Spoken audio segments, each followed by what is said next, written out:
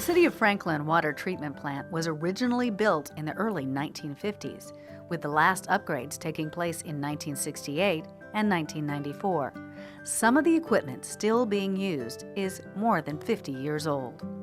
The new upgrades will include membrane filtration, UV advanced oxidation, and granular activated carbon contactors, all state-of-the-art water treatment equipment that will improve water quality for our current customers and future regulatory requirements.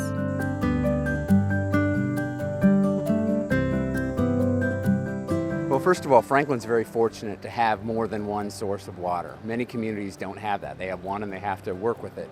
We're able to purchase both water that is treated from the Cumberland and brought down here, as well as do our own withdrawal from the Harpeth and use that. The Harpeth treatment process provides about 25 to 30% of the water that we use every year, and that provides a protection in terms of if there's ever anything that goes wrong with the system or with the water source itself, we have more than one source of water, and that's a great benefit. Most communities don't have that.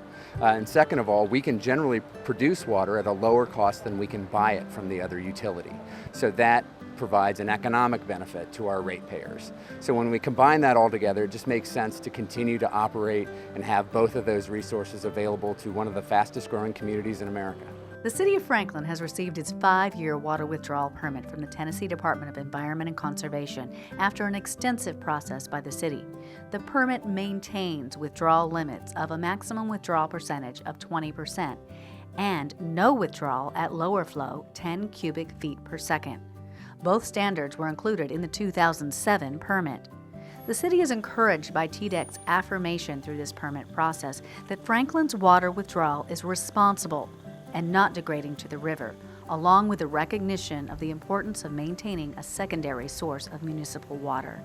According to TDEC, they coordinated with the U.S. Geological Survey to use the best available science in drafting this permit. It builds on the 2007 permit with additional conditions suggested by the city regarding flow and withdrawal measurement and reporting.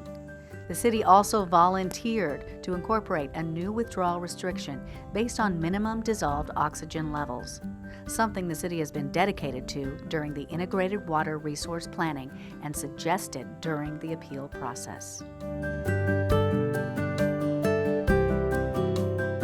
In a July 2015 letter of determination from TDEC regarding their approval of our water withdrawal permit, they stated the following. Regarding claims of impairment to the river, quote, the division determined that the proposed withdrawal rate at 20% of the flow in the river would not result in an impairment of the uses designated to the Harpeth River.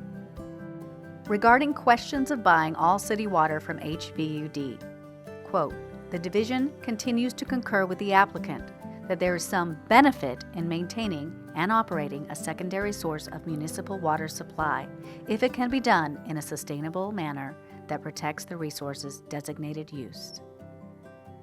Regarding claims of withdrawal being harmful to the fish species, quote, this statistical analysis, when applied to the Harpeth River, showed no difference in fish species between withdrawing 10% or 20% of available flow.